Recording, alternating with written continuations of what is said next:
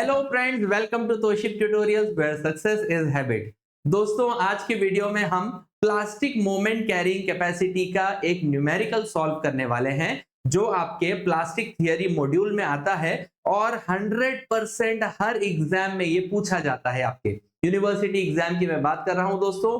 तो चलिए मेरे साथ इसको सॉल्व करिएगा, वीडियो को एंड तक जरूर देखिए। अगर आपको ये कॉन्सेप्ट समझ में आता है, हमारा टीचिंग मेथोडोलॉजी अगर आपको आसान लगता है, तो जरूर तोशिप ट्यूटोरियल ऐप पर जाइए, कोर्स में एनरोल हो जाइए। कोर्स का नाम है स्ट्रक्चरल एनालिसिस। और हाँ दोस्तों, यहां पर हमें मोटिवेट करने के लिए वीडियो को लाइक जरूर करिएगा, चैनल को सब्सक्राइब करिएगा और साथ ही साथ में हमारे लिए एक honest genuine review Google play store पे जरूर आप लोग दीजिएगा। तो चलिए दोस्तों, शुरू करते हैं हमारा आज का न्यूमेरिकल।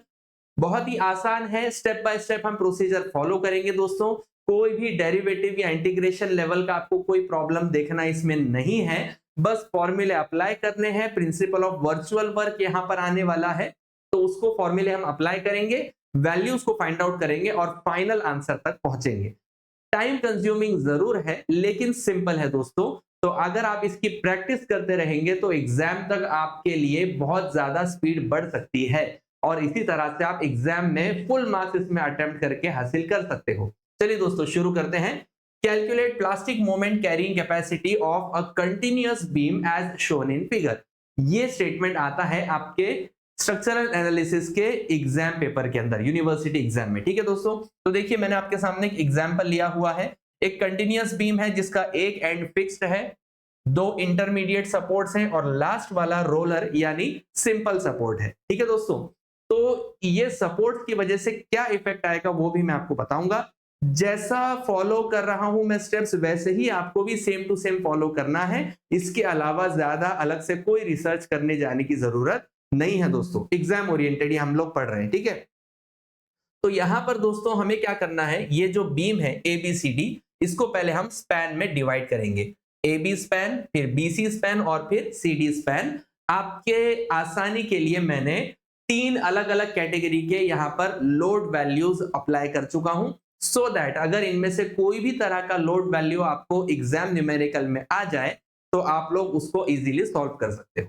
ठीक है दोस्तों, तो पहले स्पैन में आप देख सकते हो AB स्पैन के ऊपर जो स्पैन की लेंथ है 5 मीटर, वहां पर लेफ्ट सपोर्ट से 3 मीटर पे एक कॉन्सेंट्रेटेड पॉइंट लोड दिया गया है।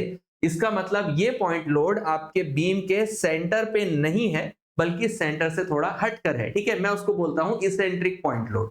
जनरली इसेंट्रिक जो टर्म है ये कॉलम थियरी के अंदर अप्लाई होती है, लेकिन समझने के लिए कि सेंटर से हटकर है इसलिए मैं आपको बोल रहा हूं इसेंट्रिक, इसको मानकर चलिए। दूसरा स्पैन है BC, जहां पर 4 मीटर की लेंथ है बीम की और आपका जो लोड है कॉन्सेंट्रेटेड पॉइंट लोड वो 2 मीटर फ्रॉम लेफ्ट सपोर्ट आ रहा है। मतलब ऑब्वियसली राइट सपोर्ट से भी 2 मीटर ही रहेगा और ये सेंट्रल पॉइंट लोड का केस बन गया। तीसरा जो आपका स्पैन है that is 3 metre, span CD, इसके ऊपर आप देख सकते हो पूरे स्पैन पर यूनिफॉर्मली डिस्ट्रीब्यूटेड लोड दिया गया है। ठीक है दोस्तों, तो ये तीन अलग अलग कैटेगरीज हो गए लोड के। हमें क्या करना है, हमें पहले आइडेंटिफाई करना होता है एक एक स्पैन के अंदर कि कौन कौन से पोजीशन में प्लास्टिक हिंज क्रिएट होगा और उसके बाद हम आगे का सॉल्यूशन निकालते हैं। ठीक है, तो देखिए सबसे पहला जो हमारा बीम है AB, यहां पर अगर आप देखोगे तो फिक्स्ड एंड होने की वजह से A सपोर्ट के ऊपर एक प्लास्टिक हिंज बनेगा। B जो सपोर्ट है ये इंटरमीडिएट है यानी कंटिन्यूअस सपोर्ट होने की वजह से यहां पर एक प्लास्टिक हिंज बनेगा और जो आपका कॉन्सेंट्रेटेड लोड है इसका जहां तक डिफ्लेक्शन जाता है उस डिफ्लेक्शन पॉइंट पर एक और हिंज बनेगा। मतलब बेसिकली यहां पर 3 हिंजेस बनेंगे, 2 सपोर्ट्स के ऊपर और एक अंडर द पॉइंट लोड। ठीक है, तो इसका जो स्केच आएगा दोस्तों वो कुछ इस तरह से आएगा, देख लीजिए आप। स्पैन AB, अगर मैं यहां पर डिस्टेंसेस लिखने की बात करूं तो लेफ्ट हिंज से जो हमारा लोड है इसका डिस्टेंस है 3 मीटर्स और राइट सपोर्ट से उसका डिस्टेंस है ओनली 2 मीटर्स। ठीक है, आपको यहां पर 3 हिंजेस दिखाई दे रहे हैं, हिंज 1, 2 एंड 3। आपके सपोर्ट एंड्स पर यहां पर दोस्तों स्लोप क्रिएट होगा। स्लोप को हम लिखेंगे यहां θ1, तो दूसरे सपोर्ट की तरफ हम लिखेंगे θ2 और अंडर द पॉइंट लोड जो मैक्सिमम आपका डिफ्लेक्शन जा रहा है उसको हम नाम देंगे डेल्टा। ठीक है दोस्तों, अब करना क्या है, स्टेप 1। देखो दोस्तों ध्यान से रखो, पहले आप स्केच बनाओगे। अगर फिक्स्ड सपोर्ट है या फिर इंटरमीडिएट कंटिन्यूअस सपोर्ट है तो उन दोनों जगह पर आपका प्लास्टिक हिंज बनता है। और पॉइंट लोड का मैक्सिमम, पॉइंट लोड नहीं, किसी भी तरह के लोड का जो मैक्सिमम डिफ्लेक्शन आएगा उस डिफ्लेक्शन पर भी आपका एक हिंज बनने वाला है। तो हमने यहाँ पे 3 हिंजेस बता दिए, ठीक है। अब दोस्तों क्वेश्चन में एक चीज और मैं बताना चाहता हूं आपको, यहां पर प्लास्टिक मोमेंट कैपेसिटी नहीं बताया, प्लास्टिक मोमेंट का आपको वैल्यू नहीं दिया गया है। तो वी विल कंसीडर कि ये जो तीनों भी स्पैन है कंटिन्यूअस बीम के, यहां पर सिंगल प्लास्टिक मोमेंट आ रहा है, mp इज इक्वल टू 1, ठीक है, या फिर 1 mp हम बोलेंगे उसको। तो इसके लिए कोई टेंशन ही नहीं है। अब देखिए मैं आपको बताऊंगा करना क्या है। स्टेप नंबर 1, हमारा जो पहला स्टेप होगा दोस्तों वो होगा to find the value of delta θ1 and θ2। ठीक है दोस्तों, ये 3 चीजें हमें पहले स्टेप में फाइंड आउट करना है। क्या करेंगे हम यहाँ पर, ट्रिग्नोमेट्री का इस्तेमाल। आपको डेल्टा θ1 और θ2 के वैल्यूज निकालने हैं, बराबर। तो हम यहाँ पर क्या करेंगे, ट्रिग्नोमेट्री के लिए पहले एक ट्राइंगल कंसीडर करेंगे, कंसीडरिंग दिस ट्राइंगल ओनली। ठीक है, कौन सा ट्राइंगल, ये जो हमारा पहला ट्राइंगल है इसको हम पहले आइडेंटिफाई करेंगे। तो दोस्तों यहां पर मुझे एक एंगल मिल रहा है θ1, दैट इज द स्लोप, ठीक है। इसको मैं येलो कर देता हूं, तो मैं लिख सकता हूं यहां पर tan of θ1 is equal to, मुझे पता चलो 10वीं में 9th में हमने ये फॉर्मूला पढ़ा था, what is tan of theta, opposite side यानी एंगल के अपोजिट वाली जो साइड है divided by the adjacent side. ये जो इंक्लाइंड वाली लाइन होती है इसको हम हाइपोटेन्यूस बोलते हैं, ठीक है दोस्तों। तो tan of theta is equal to opposite upon adjacent side. तो हम tan of θ1 is equal to क्या लिख सकते हैं, यहां पर हम लिख सकते हैं डेल्टा यानी उसकी अपोजिट साइड अपॉन 3, बराबर। अब ये जो स्लोप है दोस्तों, टेक्निकली कभी आपने किसी भी बीम को डिफ्लेक्ट होता हुआ देखा है क्या, नहीं देखा है। तो ये जो थीटा, ये जो स्लोप होता है बहुत ही बारीक होता है, बहुत ही मिनिमल रहता है। इसीलिए हम लिख सकते हैं यहां पर tan थीटा को, tan θ1 is nothing but as good as equivalent to θ1। तो अब इसको tan उड़ा दो यहां से, θ1 is equal to क्या बन गया फिर, डेल्टा अपॉन 3। अब 3 को ले जाओ उस तरफ, आपको डेल्टा की वैल्यू मिल गई। Therefore 3θ1 is equal to delta, ये हमको पहला वैल्यू मिल गया, बराबर है। आसान, आपको सिर्फ ट्रिग्नोमेट्री लगाना था। अब यही डेल्टा आपको दूसरे एंड से भी देखने मिल रहा है, 3θ2 बराबर। अब ये साइड का ट्राइंगल हम देखेंगे, तो अब ये राइट हैंड साइड के ट्राइंगल में हम क्या करेंगे, देखिए इससे हमको अभी जो हम जादू करने वाले हैं ना दोस्तों, इससे हमें θ1 और θ2 दोनों की वैल्यू मिल जाएगी। कैसा मिलती है देखो, आई टेल यू। इसके ही साइड में लिख देता हूँ ना, ड्राइंग आपको ड्राइंग भी दिखते रहेगी वहां पे ऊपर से। अब हमारी बारी है टू फाइंड आउट θ1 θ2। मैं लिखूंगा यहां पर ऑल्सो। अब θ2 के लिए अगर मैं करता हूं अगेन tan वाली कहानी, तो tan θ2 is equal to opposite upon adjacent side, बराबर है कि नहीं, समझ में आ रहा है। ट्रिग्नोमेट्री, बस और कुछ नहीं करना है। तो मैं अभी जैसे यहां पर मैंने बताया tan of θ1 is nothing but equivalent to θ1, तो क्या मैं θ2 के लिए भी वो लिख सकता हूं, यस लिख सकते हैं हम। तो मैं डायरेक्टली ये स्टेप नहीं लिखता, सीधा सीधा विल कम टू मुद्दे की बात। θ2 is equal to opposite upon adjacent, theta upon 2 है ना। ये छोटा ट्राइंगल है इधर का दोस्तों, ये इतनू से ट्राइंगल को अभी हम लोग डील कर रहे थे। तो अपोजिट है थीटा डेल्टा और एडजेसेंट है 2 मीटर्स। 2 को उधर लेके जाओ, करेंगे ऐसा नहीं। अब हमें क्या करना है, जो डेल्टा की वैल्यू हमने यहां निकाले थे इसको यहां पर पुटअप कर देना है। क्या करेंगे हम इसको पुटअप सब्स्टिट्यूट करेंगे इधर, तो हो जाएगा θ2 is equal to 3 times θ1 upon 2। अब 3/2 इज इक्वल टू क्या बनता है, therefore θ2 is equal to, divide करेंगे तो आंसर बचता है 1.5 इंटू θ1। तो ये हमारा दूसरा रिलेशन मिल गया, हमको डेल्टा की वैल्यू मिल गई, θ1 और θ2 के आपस में रिलेटिव वैल्यूज मिल गए, बराबर। अब हमें क्या करना है दोस्तों, अब हमें जो है स्टेप नंबर 2 पे जाना है। ये ट्राइंगल्स पे ध्यान मत दो, वो दूसरे और तीसरे स्पैन की बात है। पहले हम एक स्पैन को समझ के लेंगे अच्छे से, ठीक है। ये पहला स्टेप आपको समझ में आ गया, find the value of delta θ1 and θ2। अब हम जाएंगे सेकंड वाले फॉर्मूले के ऊपर। तो सेकंड फॉर्मूला क्या है हमारा मालूम है? Calculate internal work done. क्या फाइंड आउट करना है दोस्तों? हमें इंटरनल वर्क कितना हुआ है ये हमको अभी फाइंड आउट करना है। तो उसके लिए हम क्या करेंगे दोस्तों? इंटरनल वर्क के लिए अब हमें जो है वर्चुअल वर्क प्रिंसिपल में प्लास्टिक मोमेंट का फॉर्मूला लगाना पड़ेगा।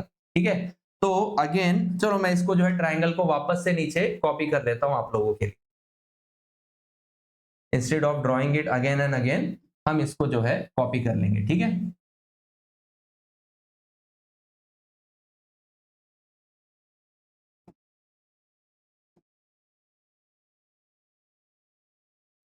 देखो अब ये जो है हमारा फॉर्म, अगेन ये वाला जो हमारा ट्राइंगल है वापस से इस्तेमाल होगा for internal work calculation.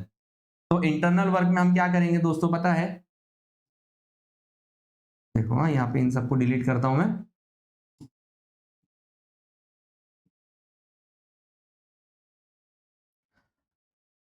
Okay start. Calculation of internal work. आपको क्या करना है? पता चल गया यहाँ पर तीन जगह पे आपके प्लास्टिक हिंज आने वाले हैं, तो आप यहाँ पे लिख दोगे प्लास्टिक हिंज फॉर एमपी, यहां पर आएगा प्लास्टिक हिंज एमपी और यहां पर भी आएगा प्लास्टिक हिंज एमपी। आपको पता है कि पहले प्लास्टिक हिंज पर जो स्लोप आ रहा है दैट इज थीटा 1, दूसरे प्लास्टिक हिंज पर जो स्लोप आ रहा है दैट इज थीटा 2। अब आपको क्या करना है दोस्तों? आपको ये जो तीसरा प्लास्टिक हिंज है इसका भी value of angle find out करना है, और वो एंगल रहेगा addition of the other two angles, theta 1 plus theta 2। ठीक है, तो अब हम अप्लाई करेंगे इंटरनल वर्क वाला formula. Internal work done is equal to, देखिए इधर हम लिखेंगे internal work done is equal to MP into theta 1। ठीक है, प्लस अब आप ये साइड वाले हिंज के लिए ज्वाइन करो या फिर आप इंटरमीडिएट वाले हिंज के लिए लिख दो, चलेगा। चलो बीच वाले के लिए लिखते हैं हम लिखेंगे यहाँ पे MP into theta 1 plus theta 2 plus तीसरा वाला आएगा हमारा एमपी इंटू थीटा 2। क्या किया हमने? प्लास्टिक मोमेंट इंटू वहां का स्लोप मल्टीप्लाई किया, प्लास्टिक मोमेंट इंटू स्लोप, और तीसरे वाले में भी प्लास्टिक मोमेंट इंटू स्लोप, तीनों को हमें प्लस कर देना है, तब हमें मिलेगा इंटरनल वर्चुअल वर्क। तो यहां पर दोस्तों क्या करना है हमको मालूम है? थीटा 1 और थीटा 2 में रिलेशनल जो वैल्यूज थे उनको सब्स्टिट्यूट करना है। जहां जहां पर फॉर्मूले में थीटा 2 आपको दिखाई देगा वहां पर आप लिखोगे 1.5 इंटू थीटा 1। ठीक है, तो कैसे करेंगे हम लोग? देखो यहां पर दोस्तों, अब यहां पर मैं लिखूंगा थीटा 1 को एज इट इज। ठीक है, यहां पर आएगा एमपी इंटू थीटा 1। ठीक है, प्लस अब यहां पर क्या आएगा मालूम है? एमपी इंटू थीटा 1 प्लस, अब आपको मालूम है थीटा 2 का वैल्यू कितना है? दैट इज 1.5 ऑफ थीटा 1, है ना। प्लस तीसरा वाला क्या है भाई? MP into 1.5 of theta 1। तो दोस्तों इन सब को जो आप ऐड करते हो तो कितना हो जाता है भाई? देखो 1.5 प्लस 1 2.5, 2.5 प्लस 1 3.5, 3.5 प्लस 1.5 कितना हो गया? 5 एमपी, है ना। सो आपका इंटरनल वर्क हो जाता है 5 इंटू एमपी थीटा 1। करेक्ट, देखो आप लोग वैल्यूज चेक करो। Yes it is 5 MP into theta 1, ये आपको इंटरनल वर्क मिल गया। अब स्टेप नंबर 3, ठीक है, स्टेप नंबर 3 के लिए जो है हमें वापस से यही स्केच को देखना है, तो चलिए इसको वापस से नीचे खींचते हैं।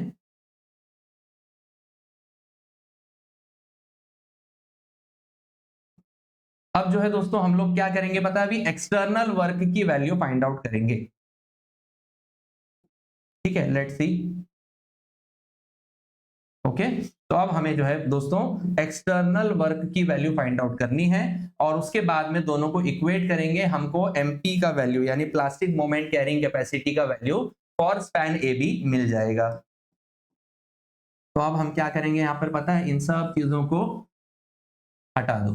ठीक है, अब हमको मालूम है तीन हमारे पास में प्लास्टिक मोमेंट है, यहां पर एक लोड आ रहा है, राइट। क्या लोड की वैल्यू थी दोस्तों? वो लोड की वैल्यू है हमारी around 40 kilo newton, I guess if I am not wrong. देखिए यहां पर जो आपके बीम के ऊपर स्पैन ए बी में, yes it is 40 kilo newton, ठीक है। तो हम लोग जो है 40 किलो न्यूटन का लोड अप्लाई करेंगे, और हमें ये भी मालूम पड़ गया था फर्स्ट वाले ही स्टेप में कि डेल्टा की वैल्यू कितनी है, इट इज 3 टाइम्स θ1। तो इन दोनों वैल्यूज को हम यहाँ पर अभी सब्स्टिट्यूट करेंगे। इसको मैं लिख देता हूं 40 किलो न्यूटन, ठीक है। तो यहां पर अब आएगा हमारा स्टेप 3, एक्सटर्नल वर्क, मैं इसको लिख देता हूं स्टेप नंबर 3। और लास्ट में स्टेप नंबर 4 में हम लोग क्या करेंगे, एमपी का value only for span A B find out करेंगे। इसी तरह से स्पैन बीसी और फिर स्पैन सीडी के लिए भी हमको फाइंड आउट करना है। तो एक्सटर्नल वर्क के लिए क्या होता है मालूम है दोस्तों, एक्सटर्नल वर्क के टाइम पर ये आपको मालूम है दिस इज आवर डेल्टा, बराबर। तो हमें क्या करना है, external work is equal to force into deflection, force into delta. तो external work done is equal to force कितना है, फोर्स है आपका W इंटू डेल्टा, मैं ऐसा लिख देता हूं, ठीक है। जब भी कॉन्सेंट्रेटेड पॉइंट लोड रहेगा तब आपको फोर्स के साथ डेल्टा मल्टीप्लाई करना है। तो W की वैल्यू है 40 इंटू डेल्टा की वैल्यू थी 3 टाइम्स θ1, दोनों को मल्टीप्लाई करो, 4 3 12, दैट इज 120 इंटू θ1, ठीक है। ये एक्सटर्नल वर्क मिल गया। अब चौथे स्टेप में हम दोनों को इक्वेट करेंगे। Fourth step, principle of virtual work. Using principle of virtual work हमें क्या करना है अभी, internal work done is equal to external work done, इन दोनों को इक्वेट करो। अब इंटरनल में क्या वैल्यू आई थी हमारी, 5 MP θ1, बराबर, आपको याद होगा अभी हमने स्टेप नंबर 2 में सॉल्व किया था। Is equal to external work कितना आया हमारा, 120 इंटू θ1। तो अब जब दोनों को आप इक्वेट करोगे दोस्तों तो क्या हो जाएगा, यहाँ पे मालूम है θ1 और θ1 दोनों कैंसिल हो जाएंगे क्योंकि डिवाइड हो जाएंगे वो। MP को एक साइड रहने दो, उसके साथ के नंबर को दूसरी तरफ डाल दो, तो क्या हो जाएगा, MP is equal to 120/5, that is nothing but 5 2 10, कितना आ रहा है आंसर पता है, 24 किलो न्यूटन मीटर। ये है आपका answer for span A B.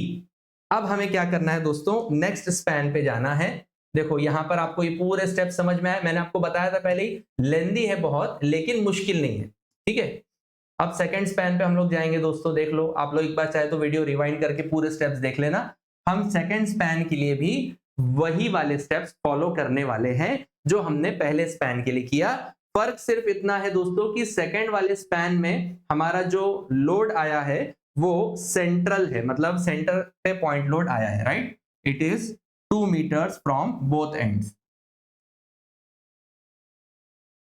तो इसको हमें अब कैसे सॉल्व करना है, वही मेथोडोलॉजी से मैं आपको अगेन यहां पर बनाकर बताऊंगा दोस्तों।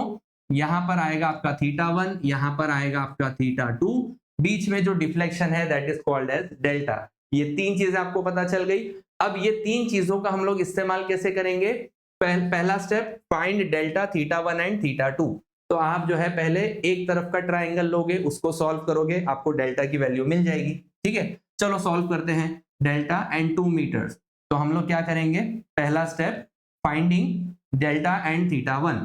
तो उसके लिए क्या हो जाएगा, θ1 इज इक्वल टू, यानी tan of θ1 is equal to delta upon, यानी अपोजिट अपॉन एडजेसेंट साइड, तो डेल्टा अपॉन 2।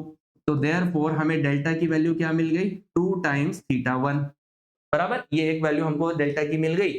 अब ये वैल्यू को हम पुट अप करेंगे दूसरे वाले साइड के ट्राइंगल में। तो दूसरे ट्राइंगल में क्या हो जाएगा दोस्तों, अब देखो मैं थोड़ा सा फास्ट पेस लेके जाऊंगा वरना वीडियो इतना लेंदी हो जाएगा दोस्तों कि आप लोग देखोगे ही नहीं पूरा। That's why I am slowly picking up the speed, क्योंकि ये स्टेप कोई मुश्किल नहीं है। अब आप सेकंड ट्राइंगल में अप्लाई करो, तो अगेन क्या हो जाएगा, θ2 is equal to delta upon 2, बराबर, अपोजिट अपॉन एडजेसेंट साइड। तो यहां पर क्या हो जाएगा, देयरफॉर डेल्टा की जगह पे आप क्या करोगे, डेल्टा की जगह पे आप θ1 अप्लाई करोगे, बराबर। θ2 इज इक्वल टू 2 टाइम्स θ1, आपको ये वैल्यू भी मिल गई, आपको डेल्टा भी मिल गया, बराबर। ये दो चीजें आसानी से यहां पर मिल गई। फिर आप क्या करोगे, स्टेप नंबर 2 में जाओगे आप इंटरनल वर्क के लिए, है ना। तो स्टेप नंबर 2 है हमारा इंटरनल वर्क। इंटरनल वर्क के लिए हम क्या करेंगे अगेन दोस्तों, यहां पर MP, इधर MP और इधर MP, है ना, क्योंकि लेफ्ट हैंड साइड में हमारे कौन आ रहा है दोस्तों, लेफ्ट हैंड साइड में हमारे एक इंटरमीडिएट सपोर्ट आ रहा है तो वहां पर प्लास्टिक हिंज बनेगा। राइट हैंड साइड का भी हमारा इंटरमीडिएट सपोर्ट है तो वहां पर भी प्लास्टिक हिंज बनेगा। और जहां पॉइंट लोड है वहां पर भी आपका तीसरा प्लास्टिक हिंज बनने वाला है। तो तीनों प्लास्टिक हिंज पे हम लोग जो मोमेंट देखेंगे, plastic moment, that will be equal to mp, और उसमें हम मल्टीप्लाई करेंगे उनके रिस्पेक्टिव थीटास। ठीक है, तो ये देखिए, इसको मैं बढ़ा देता हूं यहां पर, ये क्या बन जाएगा, θ1 प्लस θ2। ठीक है, सेकेंड वाले स्पैन का। तो अब इन चीजों को हम यहां पर अगेन अप्लाई करेंगे, तो क्या हो जाएगा यहां पर मुझे बताइए। पहला वाला आएगा mp इंटू θ1 प्लस बीच वाला जो हमारा प्लास्टिक हिंज है इसके साथ में मल्टीप्लाई होंगे दो थीटास का addition, plus mp into θ1 plus θ2, और तीसरा वाला आएगा प्लस mp इंटू θ2। अब जहां जहां पर अगेन θ2 लिखा हुआ है वहां पर आप लोग क्या करेंगे, θ1 की वैल्यू सब्स्टिट्यूट कर देंगे उधर, है ना, जो θ2 की वैल्यू आपको मिली थी 2 टाइम्स θ1 वो सब्स्टिट्यूट करो। अगेन वैसा ही हम लोग लिखेंगे, तो यहाँ आएगा mp into θ1 as it is, उसको कोई चेंज नहीं है, कोई पूछता ही नहीं बेचारे को। दूसरा वाला आएगा mp इंटू 2 टाइम्स θ1 प्लस, अब θ2 की जगह पे आप उसका रिलेशन रखोगे, दैट इज 2 टाइम्स θ1, और तीसरा वाला आएगा प्लस mp इंटू 2 टाइम्स θ1। जब आप इन सब को सॉल्व करते हो दोस्तों तो आपको इंटरनल वर्क डन का आंसर मिलता है, इंटरनल वर्क का आपको आंसर मिलेगा that is equal to 4 times mp θ1। आपको आंसर मिलता है 4 टाइम्स mp इंटू θ1। अब आपको क्या करना है, तीसरा वाला स्टेप करना है आपको, दैट इज एक्सटर्नल वर्क। बराबर, देखो हमको कुछ भी नहीं करना है दोस्तों, मैकेनिकली बस काम करते जाओ, स्टेप्स को सॉल्व करो, आपका आंसर इजीली आ जाता है। तो एक्सटर्नल वर्क के लिए अगेन क्या फॉर्मूला है दोस्तों, external work is equal to load multiplied by उसका डेल्टा। अब लोड कितना है दोस्तों, यहां पर 60 किलो न्यूटन दिया है, इनटू डेल्टा की वैल्यू कितनी है दोस्तों, 2 टाइम्स θ1 है। तो अगेन यहां पर एक्सटर्नल का आंसर क्या आ रहा है, अब यहां पर एक्सटर्नल का आंसर आपको आ रहा है is equal to 6 2 12, that is 120 θ1। अब लास्ट स्टेप हमारा क्या है दोस्तों, दोनों को इक्वेट करना। बराबर, देखो यहां पर स्टेप नंबर 4, अब हम लोग आ गए स्टेप नंबर 4 पे, प्रिंसिपल ऑफ वर्चुअल वर्क। तो ये था हमारा स्टेप नंबर 3, यस करेक्ट। अब जो है स्टेप नंबर 4 आएगा आपका, प्रिंसिपल ऑफ वर्चुअल वर्क के हिसाब से internal forces is equal to internal work done is equal to external work done, है ना। तो दोनों को जब हम इक्वेट करेंगे तो क्या बन रहा है दोस्तों, यहां पर इंटरनल की वैल्यू आई थी हमारी 4 mp into θ1 is equal to external की वैल्यू है 120 इंटू θ1। अब दोनों को जब हम इक्वेट करते हैं अगेन तो θ1 क्या हो जाएंगे, कैंसल हो जाएंगे यहां से, और 120 डिवाइड बाय 4 आपको mp का वैल्यू मिल जाता है for second span as 30 kilo newton metre. ठीक है, अब दोस्तों ये दो आंसर्स हमारे पास अलग अलग आ गए। पहले वाले स्पैन में जो हमारा ये था mp का वैल्यू था दैट वाज 24, दूसरे वाले स्पैन में हमको मिला है 30। अब हम तीसरे वाले स्पैन को सॉल्व करने जा रहे हैं जो यूनिफॉर्मली डिस्ट्रीब्यूटेड लोड से कनेक्टेड है। बराबर, सी हियर, अब यहां पर आ रहा है यूडीएल। इसको सॉल्व करने का मेथोडोलॉजी थोड़ा सा अलग है। अगेन मैं आप लोगों को बोलता हूं दोस्तों, इस थर्ड वाले प्रोसीजर पे जाने से पहले अगर आपको ये वीडियो इजी लग रहा है, सॉल्व करने में कॉन्फिडेंस आपका बढ़ रहा है, तो जरूर हमारे वीडियो को लाइक करके मोटिवेट करिए, चैनल को सब्सक्राइब करिए, और इसी के आगे के जो एडवांस लेवल के न्यूमेरिकल है उनको एक्सेस करने के लिए तोशिब ट्यूटोरियल ऐप के ऊपर स्ट्रक्चरल एनालिसिस कोर्स के अंदर एनरोल हो जाइए। ठीक है दोस्तों, तो चलिए अब हम शुरू करते हैं हमारा तीसरा और आखिरी वाला पार्ट।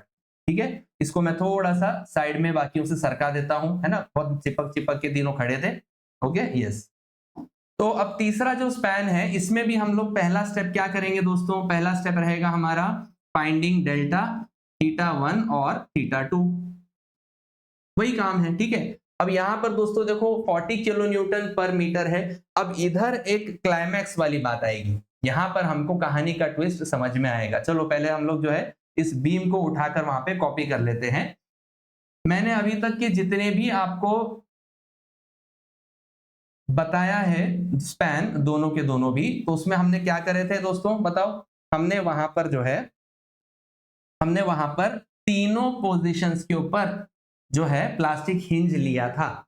पहला स्पैन था A B, A support fixed है इसके लिए वहां पे plastic hinge, B support intermediate है, सिंपली सपोर्ट या रोलर सपोर्ट नहीं बोलेंगे हम उसको, इंटरमीडिएट सपोर्ट बोलेंगे। तो इंटरमीडिएट है तो वहां पर हमने एक हिंज बनाया और अंडर द पॉइंट लोड हमने तीसरा हिंज बनाया, बराबर। दूसरे वाले बीम के अंदर भी आपको क्या मिले? दोनों साइड के सपोर्ट्स इंटरमीडिएट मिले और एक पॉइंट लोड था तो हमने उधर भी 3 प्लास्टिक हिंज बनाए।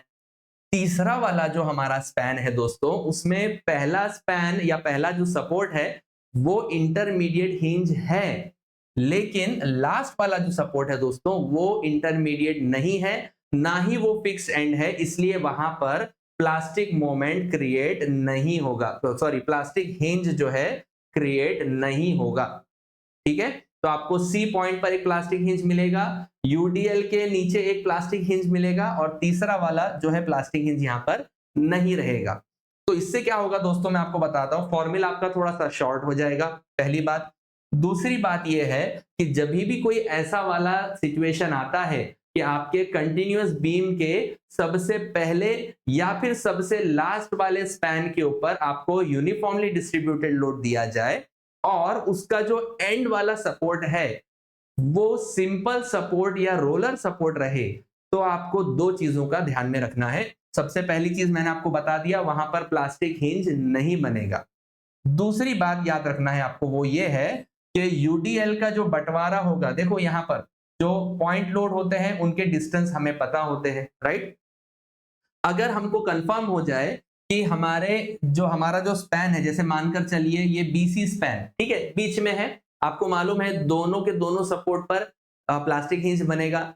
ऐसी सिचुएशन में जब यूडीएल दिया जाए तो आपको याद रखना है कि वो यूडीएल का जो प्लास्टिक हिंज है और उसका जो डिफ्लेक्शन का डिस्टेंस है वो दोनों सपोर्ट से इक्वल रहेगा। लेकिन जब भी आपका यूडीएल आखिरी वाले स्पैन पर जाता है या सबसे पहले स्पैन पर आता है और आपके जो सपोर्ट्स हैं उनमें से कोई एक सपोर्ट अगर या सिंपली सपोर्टेड रहा, सिंपल रहा या फिर रोलर रहा, फिक्स्ड एंड नहीं रहा बीम का, तो ऐसे केस में आपका जो प्लास्टिक हिंज है अंडर द पॉइंट लोड वो स्लाइटली थोड़ा सा शिफ्ट हो जाता है। कैसा शिफ्ट हो जाता है दोस्तों, मैं आपको बताऊंगा। देखिए जब भी ऐसा कोई बीम आता है तो इसको हम प्रॉप्ड कैंटिलीवर मानकर चलते हैं। प्रॉप्ड कैंटिलीवर का मतलब क्या होता है, जिसका एक सपोर्ट फिक्स और दूसरे तरफ हमने सिंपल सपोर्ट दिया हुआ है। ऐसे केस में अगर आपको यूडीएल दे दिया जाए पूरे बीम के ऊपर, तो याद रखना है जो फिक्स्ड वाला सपोर्ट होता है उसकी तरफ से आपके प्लास्टिक हिंज का डिस्टेंस, रेड कलर ले लेते हैं हम लोग इधर, चलो ये आपका प्लास्टिक हिंज हो गया, तो इसका जो डिस्टेंस होता है वो होता है 0.586 into length of the beam. ये आपका स्पैन ऑफ बीम हो गया। क्या होता है दोस्तों, याद रखो, प्लास्टिक हिंज फिक्स्ड वाले या कंटिन्यूअस वाला जो रिजिड सपोर्ट होता है वहां से आपके लोड वाला प्लास्टिक हिंज कितना दूर होगा, 0.586 L। तो इसका मतलब दूसरी तरफ से जो फ्री एंड है वहां से कितना रहेगा उसका distance, 0.414 into length of the beam.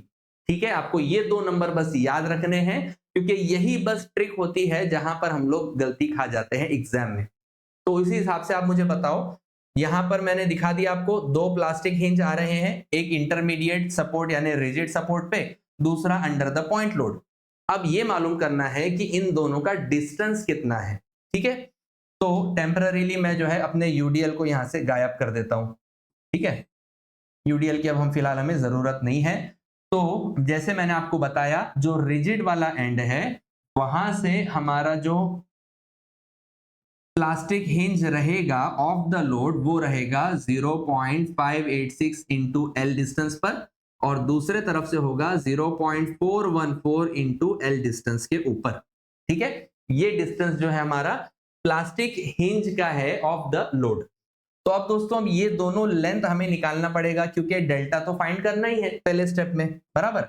तो यहां पर एक काम आपका एडिशनल बढ़ जाता है, to find the distance from left support and distance from right support.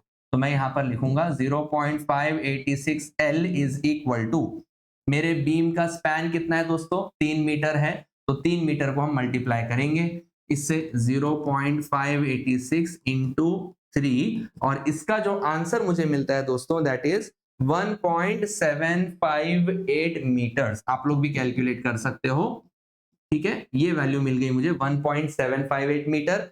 इसी तरह से जो दूसरा वाला जो हमारा स्पैन है दैट इज 0.414 इंटू लेंथ, इसका वैल्यू आएगा 0.414 into 3 metres, that is nothing but 1.415 metres. 1.415 metres ऐसी कुछ आ रहा है, नहीं 242। This answer is 1.242 metres. ठीक है, अब ये आपको दोनों लेंथ मिल गई, तो चलो इसको हम यहां से अभी रिप्लेस कर देते हैं।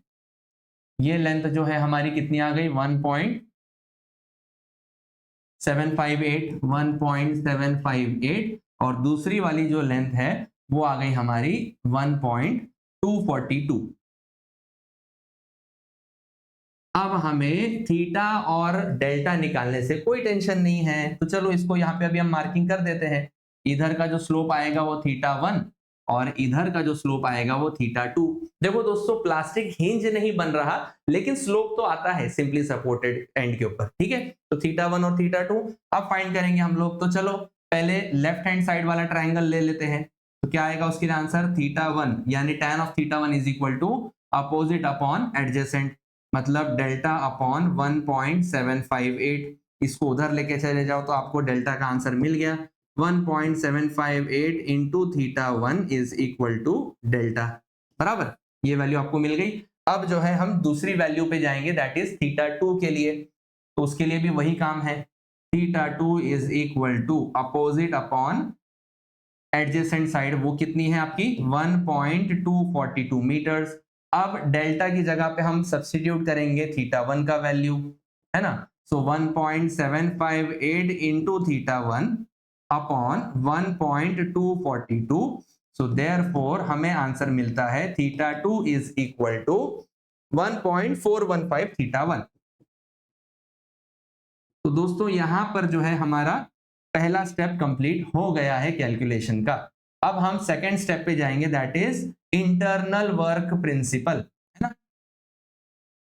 तो इंटरनल वर्क के लिए हम क्या करेंगे बताओ, internal work done is equal to, जितने भी हमारे प्लास्टिक हिंज बनते हैं हम हर जगह पे क्या करते हैं, डेल्टा को स्लोप को मल्टीप्लाई करके प्लस कर देते हैं, बराबर। तो हमारे पास प्लास्टिक हिंज कौन कौन से है दोस्तों, हमारे पास प्लास्टिक हिंज इधर है दैट इज MP, हमारे पास प्लास्टिक हिंज इधर है दैट इज अगेन MP, तीसरी जगह पे कोई प्लास्टिक हिंज नहीं है तो वो वाला फॉर्मूला प्लस नहीं होगा। और इसके लिए अब हम क्या करेंगे, यहां पर आपको डेल्टा थीटा की वैल्यू तो वही आ रही है, θ1 प्लस θ2, बराबर। तो अब आपको सिर्फ दो इक्वेशंस को प्लस करना है, इतना हमारा यहां पर थोड़ा सा 5% का मेहनत का काम बच गया। तो internal work done is equal to, colour हम व्हाइट ले लेते हैं अभी, ठीक है, MP इंटू θ1 प्लस जो इंटरमीडिएट आपका हिंज है उसका वैल्यू आएगा MP इंटू θ1 प्लस θ2। तीसरा वाला नहीं आने वाला है क्योंकि तीसरा वाला हिंज बन ही नहीं रहा आपका, ठीक है।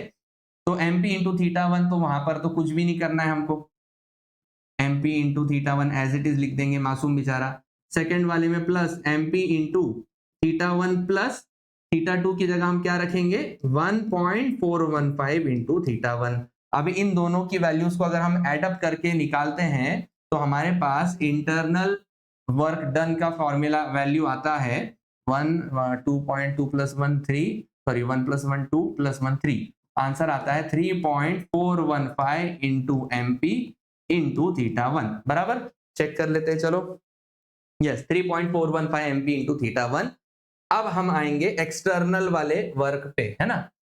तो एक्सटर्नल वर्क के लिए फॉर्मूला क्या है, एक्सटर्नल वर्क डन अब यहां पर एक और ट्विस्ट आएगा, ठीक है। जब जब दोस्तों यूडीएल आता है ना, फॉर्मूले में थोड़े से चेंजेस आएंगे, उसको ध्यान में रखना है आपको। बाकी कुछ टेंशन की बात नहीं है, वो भी कोई बड़ा मेजर इशू नहीं है। देखो ध्यान से मैं क्या करने वाला हूं अभी मैं बना देता हूं आप लोग के लिए वापस से ट्रायंगल, ठीक है। चलो इस ये वाले ट्रायंगल को हम बना लेते हैं और इसको कर देते हैं हम यहां से फ्लिप, ठीक है। तो ये हमको ट्रायंगल मिल गया जो आपके लोडिंग वाला था। आपने क्या बताया दोस्तों, यहां पर आपके पास में एक यूनिफॉर्मली डिस्ट्रीब्यूटेड लोड है, कितना किलो न्यूटन का, दैट इज 40 किलो न्यूटन पर मीटर, बराबर। तो अब हमें क्या करना है दोस्तों, एक्सटर्नल वर्क का जब आप फॉर्मूला आंसर निकालते हो with respect to the UDL, तब आपको फॉर्मूला बन जाता है W is equal to W into UDL की जो वैल्यू है आपकी, उसको आप क्या करोगे, W into area of the triangle. ये ट्रायंगल है जिसमें आपको मिला था एक डेल्टा का वैल्यू, बराबर। जो डेल्टा आपने देखो यहां पर लिखे थे, सॉल्व करके निकाले थे। डेल्टा की वैल्यू कितनी थी हमारी यहां पर, 1.758 थीटा 1, और उसकी जो लेंथ है बीम की वो हमको पता है ऑलरेडी, दैट इज 3 मीटर्स, बराबर। ये है आपकी 3 मीटर की लेंथ। तो अब आपको क्या करना है दोस्तों, यहां पर बस W यानी इंटेंसिटी ऑफ लोड का जो है वैल्यू लिखना है, दैट इज 40 इंटू, अब एरिया ऑफ ट्रायंगल का फॉर्मूला क्या रहता है, हाफ इंटू बेस, बेस कितना है हमारा 3 मीटर, इंटू हाइट, हाइट कितनी है 1.758 इंटू थीटा 1, बराबर। तो जब आप इसको सॉल्व करते हो दोस्तों, तो एक्सटर्नल वर्क का हमको आंसर मिलता है 105.48 थीटा 1। समझ में आया दोस्तों, ये वाला स्टेप क्या करना है हमको, ट्रायंगल का एरिया मल्टीप्लाई करना होगा, जिसमें हाइट ऑफ ट्रायंगल रहती है हमारा डेल्टा और बेस ऑफ ट्रायंगल रहता है हमारा जो है लेंथ ऑफ द बीम, ठीक है। डेल्टा तो हमने ऑलरेडी फाइंड आउट कर चुके हैं, तो बस उनको मल्टीप्लाई करना है, half into base into height, ठीक है। मैं आपको यहाँ पे चाहिए तो मार्किंग करके बताऊं, ये जो 3 मीटर्स है ये कोई स्टैंडर्ड वैल्यू नहीं है, ये है आपके ट्रायंगल का बेस, और ये जो वैल्यू है ये है आपके ट्रायंगल की हाइट, ठीक है दोस्तों। तो इतना आपने मल्टीप्लाई किया तो आपको फाइनल आंसर मिला 105.48। अब आपको लास्ट वाला स्टेप परफॉर्म करना है, that is internal work is equal to external work by principle of virtual work. तो इंटरनल का वैल्यू कितना आया था दोस्तों हमारे पास, इंटरनल का वैल्यू कुछ आया था 3.415 एमपी थीटा 1, है ना। सो इंटरनल का वैल्यू है 3.415 इंटू एमपी इंटू थीटा 1, और एक्सटर्नल का वैल्यू है 105.48 इंटू थीटा 1। अगेन जब इक्वल करते हैं तो क्या हो जाएगा दोस्तों, यहां पर हमारे पास थीटा 1 और थीटा 1 कैंसिल हो जाएगा। बाकी नंबर्स को आप सॉल्व करोगे, एमपी को एक तरफ रखो, 3.415 को दूसरी तरफ लेके जाओ, तो आपको एमपी का फाइनल आंसर यहां पर मिलता है, MP is equal to 30.89 kilo newton metre, 30.89 kilo newton metre. अब क्या करना है दोस्तों, हमारे पास 3 वैल्यूज आ गए। पहली वैल्यू थी हमारी कितनी, देखो यहां पर एमपी का पहला वैल्यू था 24 किलो न्यूटन मीटर, दूसरे स्पैन के लिए वैल्यू आया 30 किलो न्यूटन मीटर, और तीसरे स्पैन के लिए आया है 30.89 किलो न्यूटन मीटर। अब हम जा रहे हैं हमारे फाइनल आंसर की तरफ, जो कि क्वेश्चन था find the plastic moment carrying capacity of the continuous beam. तो दोस्तों उसका आंसर इस तरह से है कि जब हमने अलग अलग स्पैन के प्लास्टिक मोमेंट कैरिंग कैपेसिटी निकाल लिए, तो उसमें जो सबसे मैक्सिमम वैल्यू रहती है वही रहता है हमारा फाइनल आंसर। समझ गए? So now the final answer for our question is MP or the plastic moment carrying capacity of the beam is 30.89 kilo newton metre. Practice करिए दोस्तों इसके लिए, और हाँ तोशिप ट्यूटोरियल ऐप के ऊपर स्ट्रक्चरल एनालिसिस कोर्स के अंदर जरूर एनरोल हो जाइए। Thank you.